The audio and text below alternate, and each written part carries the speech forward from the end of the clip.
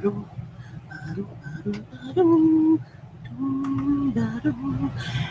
kia ora, Helen Brahms here, coming to you live from Sun City in Arizona. Hope you're all having a super fantastic, sparkling Shake It Up Saturday. So, what is Shake It Up Saturday all about? It is all about getting out there and just trying something new. Just stretching yourself a little. Doesn't have to be a giant step. It's just, oh, where did my foot go? Oh, my foot's gone. Where's my foot? My foot's missing. My foot is not where it's supposed to be. Oops. Oh, I've lost my foot. Oh, no, there it is. I found it. Sorry. My desk got a little cluttered. I'm not sure how that happened. How does that happen? You sit down, you put everything in its place, everything looks nice and neat, and you come back later, you get up from your desk, you come back later, and it's like something just threw up on your desk. And you've got Post-it notes all over the place. Your foot goes missing. So Shake It Up Saturdays is about taking that little step, that little baby step, and just trying something new. Just something just to shake up your day. Something you don't normally do on a Saturday. So what did you get up to today that you don't normally do on a Saturday? Let us know in the comments below. So we had a really good day today. We had our mastermind meeting, which was awesome. Love our mastermind group. We got to do a lot of breakouts today, which was really cool because got to meet some new members. Some very interesting new members too. So can't wait to talk with them more and find out more about what it is that they do and how I can help them and that sort of stuff. So it was, I love our mastermind group. But after the end of it, I was so drained. I just looked at Zephy and I said, let's go for a drive. So we did. And I thought, I'm going to go take Zephy to the dog park. Yeah. We got to the park where the dog park is. We get there, get her out, and she's sort of like, the dog park. She says, I know this place. We've been here before. So of course she's all excitedly like trotting across to the gate and everything. We get to the gate and it's locked. The dog parks were locked. You could not get in them. I'm like, what? And then I looked down at the ground where it was a little muddy and I thought, oh, the rains. Because these dog parks, you go in and you got to go down into it's like a little bowl or something. So maybe there was too much surface water. It was too wet or something from the rains that we had last night. Because we had some major thunderstorms come through the area last night. So Zephy did not get to go to the dog park. And she's standing there and I'm going, Zephy, they've locked it. I said, I can't get it open, sweetie girl. And she just looks at this gate. And then she looks at me and she looks back at the gate again. I says, come on, we're going to have to go. And I start walking away and she plants her feet I want to go run. And I'm like, I mean, what do you tell your dog when the dog park is closed and she wants to go for a run and you can't let it off the leash? She was so looking forward to it and I felt so, we'll go for a drive. We'll see if we can find another dog park. But the other dog parks were locked too. So it was like all the dog parks were all closed and locked. I'm like, but surely this heat would have, yeah. So poor Zephy did not get to run off her leash today, which she was, as soon as we walked into the dog park, she's standing, she's waiting at the door ready to get out of there. Let's go. I want to go run. And I couldn't let her off her leash today. So my poor puppy didn't get to get off her leash. So I felt so bad for her. And we ended up just going for a drive. We went for a nice long drive and she just curled up in the back and went to sleep and that sort of thing. Then we got back home and she comes inside and she goes and has a drink.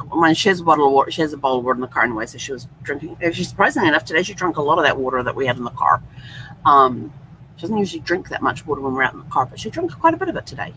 But she comes inside, she goes to a bowl, she has a drink of water, and then she goes to bed. And then she goes into a crate and curls up like she's sulking. And I'm like, oh, I'm so sorry.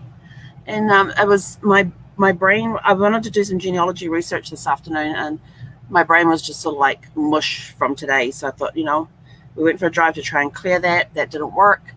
So we just had a nice relaxing day of doing next to nothing, which was awesome. Read for a little bit, snoozed. And that's basically been my afternoon. I was going to go do laundry, but that didn't happen. So I took one look at the laundry basket and went, I ain't doing that. I don't want to. In our mastermind group today, we've been talking about the procrastination reports, and anyone was saying, well, I don't want to. That had been part of our topic in the mastermind group today. I looked at my laundry and went, I don't want to. So that was quite appropriate that we had the I don't want a conversation today. And I look at my laundry and went, I don't want to. gosh. So anyway, so we just had a nice relaxing afternoon. So I do have some notes down for tomorrow to do for the research that I'm working on for a client. I get to research a country I've never researched in before. So I've been reading up on different resources and stuff that I can use to get me access to the information that I need for that country.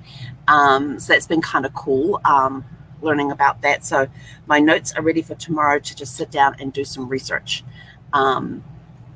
But yeah, so when I do research for clients and stuff, if it's something I haven't done before I actually start doing the research, because it's hourly, I have hourly packages and stuff. I don't want to spend their time figuring out where I've got to go and research. I take that upon myself. And so when I am researching for them, I am solely working on what it is they want me to research. Not how do I research that area? No, that is something I do on my time. So I've been looking at different resources I can use, and came across some great, and going through my notes and everything from different classes I have taken on different places I can go to research, and get kind of excited about this. So I have a plan, because before you start any research for genealogy, you have to have a plan. So first of all, you've got to find out where can I go for my resources? First of all, who am I researching? What exactly is it that I'm looking for? So you've got to put that, this is what the client wants me to research. This is what I need to look for. Then over here, and this is all outside of the time that they have paid me for. And over here, it's like, what are the best resources that I can use? And if I don't know those resources, I have to go research those resources first to find out, is these the resources that I want? And I'll do some like test runs through some of these resources to see if it's going to give me the information that I need. If I happen to find possible matches, then I bookmark those, bookmark the website stuff, take notes on my plan, my research plan, and so that I can go back to them when it's time to actually do the research. So when I am actually researching for the client, I've already worked out which resources I'm going to go and do, which ones are going to give me the most information for what it is I'm researching, and then that's when I go on the clock. So we've been doing the prep work. The prep work is ready. Now tomorrow we'll go start doing some of the research. So I'm just going to do just a little bits here and there. Because sometimes it might look like a resource when we first do like a test run through it, might look like it gives us a lot of information, but when we actually get in there, we may not get as much information as we're hoping. So I don't want to waste time in there if we're not getting all that information. So then it's all like, okay, let's stop the clock, take a step take a step back. Sorry, my mouth is getting a little dry. Take a step back, reassess the research plan, and then so there's a lot of pre-planning stuff before we actually do the research. We don't just dive on and read, although in some cases I have, because it's more of a curiosity thing with me. Some places are easier to research than others, but you have to find those gold mine pages which give you the information, and the best way to do that is to go find the historical society or the genealogical society for the area you want to research, because they will usually give you the best information on where to go to get information for that particular area. If they don't have one, it's a little trickier. And if they don't have records open to the public because of the timelines and everything else, because some countries, like I know in New Zealand, on the marriage information, you can't do anything that's less than 80 years old. So if anybody got married in the last 80 years, you will not be able to research them in New Zealand, unless you are looking through the newspapers that go to 1950, because currently the New Zealand record 80 years back is 1941. I think it's 80 years. Yep, 1941. But the newspapers give you another 9 years. And so if you're looking up birth, deaths, and marriages, the newspapers will take you up to 1950, whereas the birth, deaths, and marriage records in New Zealand is 80 years on marriage, 100 years on the birth, unless they are already or stillborn. 50 years if it's stillborn, 100 years if it wasn't a stillborn. And on the deaths, you can actually get recent deaths, and some of the deaths will actually tell you will show you when you're doing the research, because it's just a search thing. You can't actually get the certificates. You can just see family name, given names, and it'll have the year that they died, the family name, the given names, and either their age or their birth date, and that's just on the line in the index. So you can actually find that information there as well, and it's it's a weird system, and as long as they died within a certain amount of time, or their birth date was at a certain time, and there's a whole lot of stuff that comes in there. So some countries, states, counties, even towns will have different requirements that you're able to go and look. And if you want to look at anything younger than or more recent than what they allow you to look at online, you have to be a descendant of that person in some way, a family member. So it's kind of interesting to see the different states, the different countries that they have. What was one country I was in the other day? Where was I the other day? And their birth dates, they had to be born over 120 years ago. And I'm like, 120? Seriously? This was just something I just found, of some random fact I found as I was working on my research plan. So it was kind of like 120 years, really? Most places are like 100 years for births, 80 years for marriage, and deaths with it. But there's always obituaries that you can go to as well, and it's knowing where to go to look for the information. And there's some places that will do international, some places that are specific to countries. So there's a whole bunch of resources out there. But you also have to remember that anything online, and there are millions and millions of records online that you can access online, they represent about 5% of all genealogical records that are out there. So if you think about that, there are millions and millions of records online that you can research, but they only represent 5% of all available genealogical records in the world. Isn't that mind-blowing? I was like, wow. It kind of takes me back to that thing I learned the other day, where 1 million seconds is 12 days, but 1 billion seconds is 36 years. It took me back to that when I, as a reference point thing. So, so the research plan comes first before we actually start in and do the research, because we want to make sure that that the client is getting the most out of their time when we're actually researching their family members and things. So somebody actually asked me, I totally forgot to tell you guys, somebody actually asked me that question, how do I do my research? What portion of the time that I'm getting paid for do I spend researching versus finding the sources? So it's sort of like we do the plan first. So there's a lot of pre-research planning going on, and we get that we do that plan first of where we're going to go to find the information. And when we go on the clock, we are solely researching for those family members that the person wants you to look up for them, or that one family member where we're trying to find as much information about that family member as possible. So we want to make sure that they get their money's worth, that when we're researching, we are researching that particular person. So beforehand, we want to make sure we get the right resources for them, get them together, and then go on and do the actual research on the clock. There's pre-research research that's done. Pre-research research, yeah. So that's how we do it. But anyway, that's it from me for today. It has it's been kind of a relaxing day, a very brain drain day. So tomorrow I'm looking forward to getting in and actually doing some research, which will be awesome. And don't forget, the competition is scrolling across the bottom of the screen there. Go to havetowin.com and you'll be entered to win one of these, which will be 2 weeks tonight. So today is the 17th of July. So on the 31st, we're going to be drawing.